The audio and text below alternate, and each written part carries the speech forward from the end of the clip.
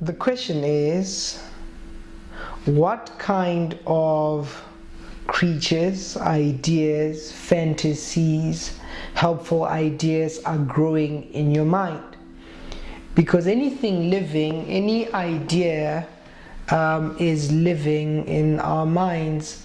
Whatever it is that we consume with our minds, anything that we entertain will grow in our minds. And if we want to be productive people, people who are able to start things and finish whatever it is that they start, it is helpful to develop and cultivate helpful things in our minds. Sometimes we cultivate unhelpful ideas. We have, I suppose, limiting beliefs, ideas that say a certain race is a bad race, or money is bad, or somebody's destined to be poor, or somebody is destined to be unhappy. So holding those ideas and cultivating and nurturing them and developing them will be a detriment to one's progress.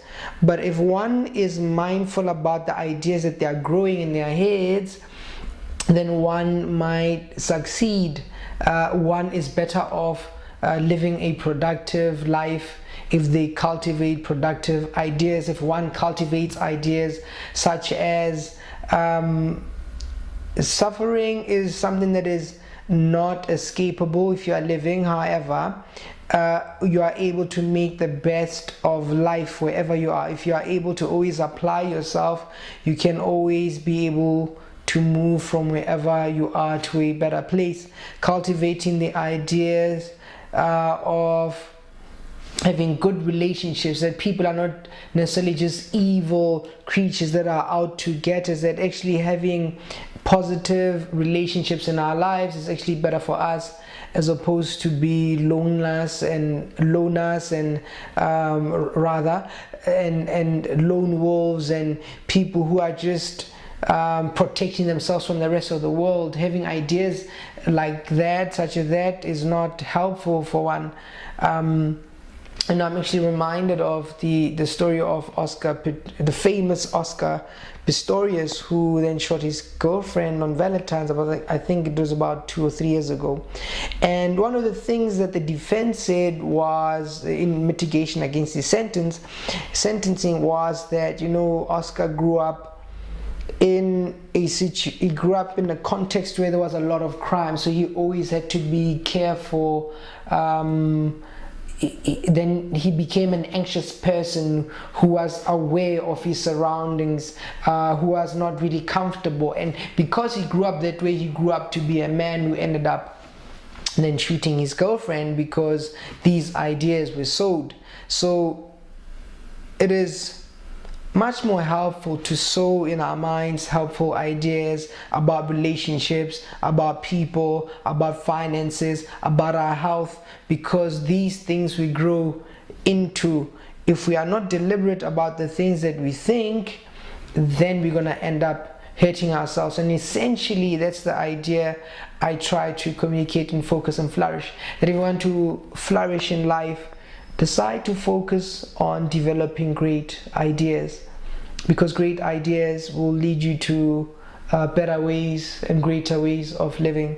Because what we prioritize will grow, and what we ignore will certainly die. So prioritize great ideas. I think if we all do that, then we'll have a better life.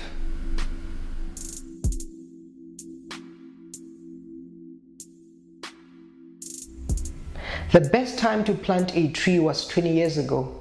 The second best time is now. Chinese proverb. Thoughts that reside in an uncultivated mind are like eagles that have never soared and eggs that have never hatched. Our thoughts are important.